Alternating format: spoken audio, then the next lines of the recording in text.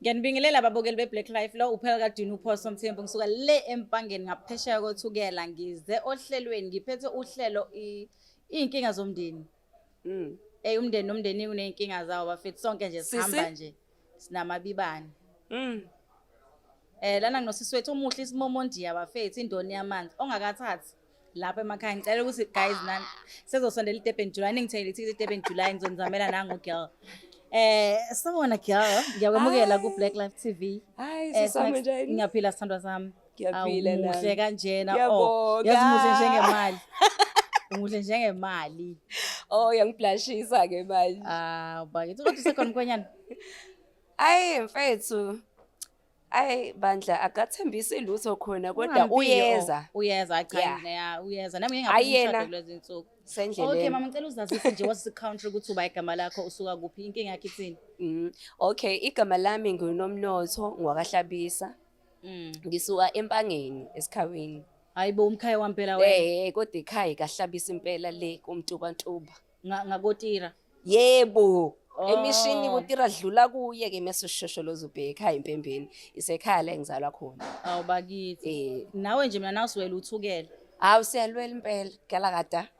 Bakithi mntase ngaze ngajabula ukwazi. Hawu ngiyajabula nomsisi wami ukwazi. Inkinga yakhe ithini namhlanje sandwa sami singakusiza ngani la kwa Black Life TV? Nginenkinga sisi nginenkinga yabona amahlale ekuthiwa yini khona izinkinga but eyami ngathi ingaphezulu izinkinga zabo bonke abantu.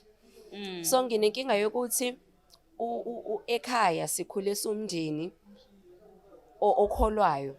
Yebo. Born again Christians. Okay mama. So it's been years nje sikhule kanjalo nje sikhule sazi ukuthi uma khona into obhekene nayo noma khona inkinga ephambi kwakho you pray to God and God will answer your prayers. Yebo. So njengamanje siswami kunenkinga yokuthi ubhuti wami has turned against thina and uyena umuntu obekade esleader ekhaya in terms of ukholo. Okay. Uyabo. So njengamanje ubhuti wami has changed wavele nje all of a sudden waphuma wahamba uthi yena enene manje njengamanje iBhayibheli alimsebenzeli uthi kwaJesu lesimkhonzayo akamsebenzeli even umkhuleko uthi into engekho. Hayibo. So ke ubhuti ke ngaleyo ndlela leyo sagcina sidividekile ke kanjalo ke. Sagcina uhlukene kumndeni wasekhaya ke kanjalo ke. So akukhulunyiswana uma ngabe sihleli like nje even nami angekho comfortable when I'm around him because uma ushinto ngisho ukuthi uyadlala naye but yonke into it becomes sensitive again. Yabo. So angazi noma kueda ukuthi ukuthi ekhaya sikhule somndeni sibe groomed kakhulu. Angichaze kanjalo sibe groomed kakhulu nje besilezi izingane ezingazuli yabo lezi izingane ziba indoors whether liyashesma uyesitolo uyakasinyisa ngamathi phansi so engacishi lamathenga ungakabuyi uyabo to such an extent. So ubhuti wami sikhule kuyena like besibuka kuyena yabo as an older brother yabo. So ubhuti naye khule umuntu nje even nasesikoleni ube receive ngisho ama awards achievement neatness nangendlela ayiphethe ngayo personality yakhe and everything yabo because ubehlalelwa umuntu eseduze kweBhayibheli. Mina ngikhula bengazi okay I knew ngikhulu ukuthi contact to Sunday school contact to isonto contact was inkonzo imvuselelo revivals and conference but ngisakhula I didn't understand ukuthi makwenziwa lezo zinto kusuke kwenzwani but manje njengoba sengikhulile I know everything into details that Jesus died for my sins. I know that God died and rose again for me and redeemed impilo yami. So ubhuti njengoba sikhula usethi manje yena uNkulunkulu akekho njengamanje he's going back to idols. Uyayibona leyo nto leyo. So mana ke mawusema usho ama idol lawo no ithixo. Okay. Alright. Mntamo ubhuti ayekho mhlawumbe into yake emehlela noma izehlo empilweni yakho ezamehlela kangangoba wagcina sephika uJehova zikhona bengithi bengifuna impela ukuthi bengifisa ukuthi ngigcine ngifike kuleyo nto leyo. So ubhuti ngokukhula kwakhe waba umuntu uyabona nje in terms of sengichaza ngendlela I don't know whether it's gonna be an embarrassment but ubhuti ukhule engasiyo umuntu owuvanzi in terms of amantombazane and stuff. So ngelinye ilanga we sat down sisa right nje naye wangichazela wathi yasisi wami nginenkinga yokuthi njengamanje kufanele ngiyafisa ngathiwa nami nginomuntu because manje he's old. He's almost 50. Yabo. So uthi leyo nto yamlimaza because wayifaka ekopini yabo kakhulu yena for yena wayishelter kakhulu yabo to such an extent ukuthi lokho kuyiphatha kwakhe ngalesi sikhathi kwagcina kumlimaza. Uyabo. Noma ngingaqonda ukuthi kwamlimaza kanjani ke kwamlimaza ukuthi angasamfuni. Wamlimaza ngokuthi even manje mayithi approach intombazane uvele ngathi wenza nesono nje yabona. Yonke into yakhe it's like kufanele ecophelele noma ngazi ukuthi khona umuntu ombukayo ozofika emkhuze or something uvele sabe eqhaqhazele. Ngabe ngizamela yena. Yabo. So yagcina imlimaza leyo nto enye into futhi emenze ubhuti othelahlekelwe ithemba. Ukuthi izinto kaJehova you have to be patient. Ziyalindwa. Ziyalindwa. Izinto kaJehova you need to be patient. Akawazi into ungaqali isikhathi. Umuntu ongene nebasket nongene netrolley esitolo abaphumi ngokulingana. That's the thing. Lo basket uthatha into ezincane. Lo trolley angathathi 2 hours. Exactly. Kodwa khona ephume nayo yonke. Exactly. Nami lokho into onginika ithemba nini lifeini. Kodwa ke manje ingqikithi yale ndaba ithini ithi ubhuti wenu ngoba ekhonza ama-idols.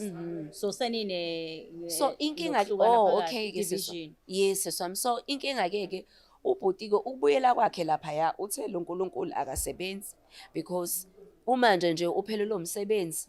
It's one of the things eyenza ukuthi ebuyele lapha and uthi ukhona omunye ubhuti oke wam-approacha ongathi isangoma angazi noma umprofethele or something but wamtshela ukuthi enene angazi khona abantu ahamba nabo fanele ngabe yena unemali and so forth. Okay. Wemahlabisa manje into enifuna ukusizakala ngayo lana ikanjani ukuthi nifuna ukuthi ubhuti ayeke ama-idols noma okay enzeni. Okay.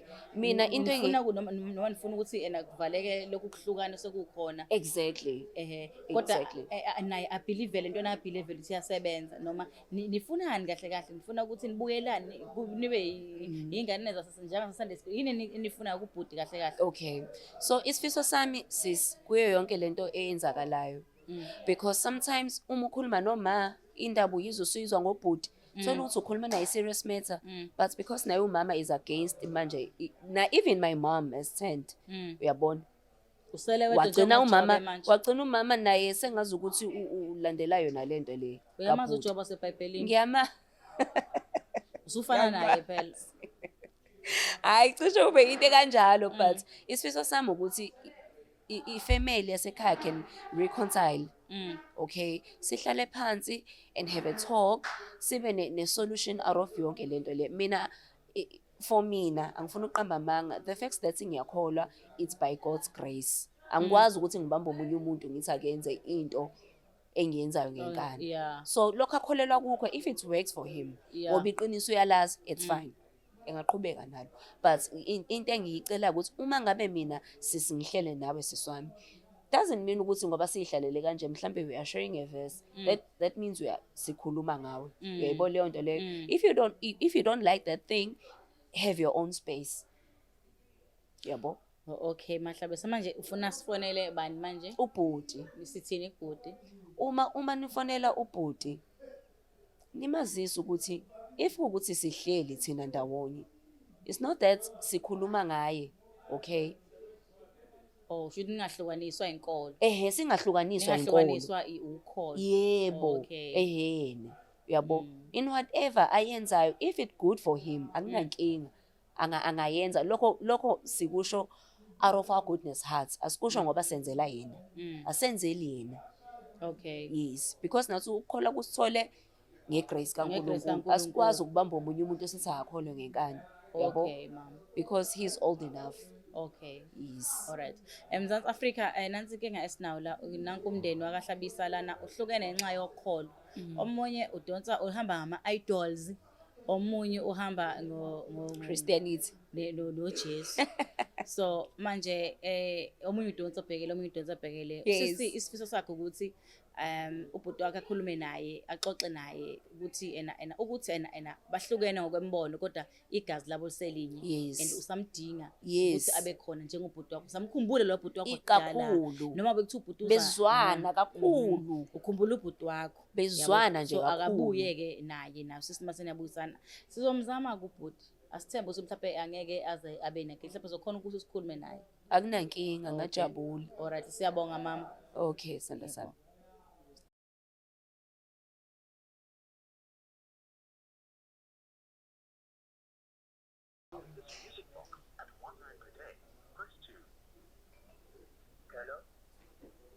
Hello bhuti, kunjani? Siyaphila njani? Siyaphila. Bhuti ngino sisakho la uphele Mthembu from Black Life TV. Okay, ngilalele sithi ngakusiza ngani? Nginosisi wakho la Nomnotho. unomnotho. Hlabisa, yeah. Unomnotho Hlabisa la kwa Black Life TV. Ube nendaba abethanda ukuthi ngimdlulisele kubhuti wakhe. Mhlawumbe indaba emayelana nani mhlawumbe indaba? Mayelana mhlawumbe nokungaboni ngasolinye mayelana nezinkolo ekhaya mhlawumbe ukuthi ngigcine ningasazwani ngalendlela ningasazwani ngayo. Oh, ngoba ukhuluma ngento ezodinga umndeni phakathi yabo. So bengajabula ngahlanga ukuthi ngifike nize la ekhaya ngibize umndeni nami sikwazi ukuthi sikhulume ngayo. Yabo. Ngoba manje futhi nesikhathi anginazo yabo. So kodwa njengoba into enomndeni nje phakathi idinga umndeni nje adingi mina kuphela. Kufanele sibize umndeni mase sihlala phansi siyayixoxa lo ndaba le. Oh okay, but vele shisho vele nokufika lana ngeke vele ukwazi. Ungangisendela ke wena siswami ama details ukuthi niba kuphi ngikwazi mhlawumbe ukuthi mengithola isikhathi then ngikwazi ukuthi sifike anginankinga ke nalokho. Oh okay but Okay ngiyabonga. okay siyabonga. Okay. Ningizimu Afrika ubhuti ke uthi angeke akwazi ukukhuluma ngodaba olunjena efonini ngoba into ethinta umndeni uthi yena indlela angakhuluma ngayo ukuthi singafika ekhaya ngoba into ethinta umndeni ukhulume wonke umndeni. So ngibe sengimbuza ukuthi kungaba njani mhlawumbe mangabe ngafika la ka Black Life TV wabe esethi ngimsendele imininingwane. Sizozama ukuthi simsendele imininingwane ubhuti mhlawumbe sibone ukuthi senze njani ngayo. Tamo uzizwa unjani emva kokuthi sikhulumile nobhuti wakho? Hey, ngizwa kungcono kakhulu. Nokuthi nje ngishare lolu daba lami nawe ngizizwa ngingcono. Uzizwa ungcono. Yes, nginethemba. Unethemba. Akasiyo umuntu wama empty promises. Yeah. Yeah. Ngiyajabula kakhulu ngiyabonga. Siyabonga mama. Bonga thina la ka Black Life TV. Yeah, bahlale ke ikhane ekhali nenkinga zakhona. Thina njengo Black Life akusikhona ukuthi mhlawumbe sifuna ukuthi inkinga zenu senze ingqakambukisa or senze nihlekise ngeinkinga zenu. Cha kusho ukuthi nje inkinga sikhuluma baphela kungcono inkinga mase kuthiwa injobo ithungelwa ebandla. So mase uyithungelile injobo ebandla kuba ngcono ngoba mhlawumbe ukhona umunye onayo inkinga enjena osesizakele. Ngeke ngabona kwesinye story nje esesakhuluma ngaso so mama owashona lo baba ngathola abantu ama inbox amaningi akhuluma ngokuthi nami baba washona nami ngashona lo myeni bangisha nje sinenkinga kahle ezicishe ezifani ukuthi ngoba asikhulumi ukuthi siphumelele ngazo phela ngaphakathi ningakhohlwa ke njalo bahlali ukulike ni comment ni share ni view. Okay manje mntamo uma ngabe kwenze ukuthi mhlawumbe ubhuti wakho ugcina mhlawumbe engasafiki lana e-studio kuthina mhlawumbe uthina uyanqena nokuthi mhlawumbe sihambe size ekhaya ungakuphatha kanjani ukusize ekhaya? Nkosi yami ngingajabula kabi siswami ngingabonga. Sifike thina mathupha nifike nje qathatha nifike nizosiza ningenelele ngoba ubonakala ngathi uthi umuntu oshaye kanyanyana kanje. Angizwanga ngathi ushaye ngathi unamahloni yena kakhulu yabo. Mhlawumbe masifike ekhaya mhlawumbe sikhulume naye mhlawumbe even mhlawumbe off camera sesingabuya ne-feedback kodwa khona sobuye sibuye bahlale sobuya naye. Xazululile nje udaba lami. Bahlale sobuya naye uphathi wa le ndaba ngoba le ndaba indaba engajwayelekile kanti indaba esihlone esimndeni eminingi abantu abaningi bahlukene ngendaba yokholo. Exactly abantu bayithatha kancane ukuthi hayi ngazakhumbula ukuthi mina ngiyakholwa mina yebo mawuchaza ukuthi ubhuti wakho nani close kanjena kakhulu ngoba ngikutshela ukuthi mina seswami ngeke uzokholwa ukuthi bekungapheli u3 hours esingafonelananga nobhuti. Hawu sisi wami wenzani ukuphi? Makuphela inyanga mayinemali kade sasebenza vele mayiholile bengizwa ngefoni bengazi lapho uthi umhla 27 ke namhlanje. Hawu Nkosami. Sorry mntamu. Yabo nami mangabe ngiright wabhuti wami kanje bezizwana ngifuna uqamba amanga kakhulu kodwa ke hayi ngiyathemba ngoba sengifike la ekhaya. Awu uyayicha ke ufike ekhaya ke la. Tozami Awufike ekhaya Nkosami. Ufike ekhaya. Angisibasho njalo nabakhanyisayo bathi tozami izokhaya. Hayi ufike ekhaya la, ufike ekhaya. Ufike ekhaya. Noma nje ngabe mhlawumbe angathi uyazi angaze ecatha phela and hayi ngeke ngimxolele ngizokwenzela ikhamera kodwa uyazi ukuthi kahle kahle umntaka mama lento ayimphethe kahle. Yes, because njengamanje yabona nje kade ngicela ukukhuluma naye. Kade ube ngathi uyangikhola mangimtshela no bhuti kwangekho because wangifonela. Because wayife ngoNovember. Waseke wanothisa lezi zinto ebengayiboni mina. But ngeke uzukhola ukuthi uzwangifonela manje ngoApril. Engitshela into yangoDecember ukuthi ngathi ngihamba lapha ekhaya kade ngithule ngakufoneli because of this and that. Ayi okay kulungile mntamo. Yeah ngiyabonga sis ngiyabonga kakhulu. Ngiyabonga kakhulu lona uphela kaDini uPhoso. Toodles.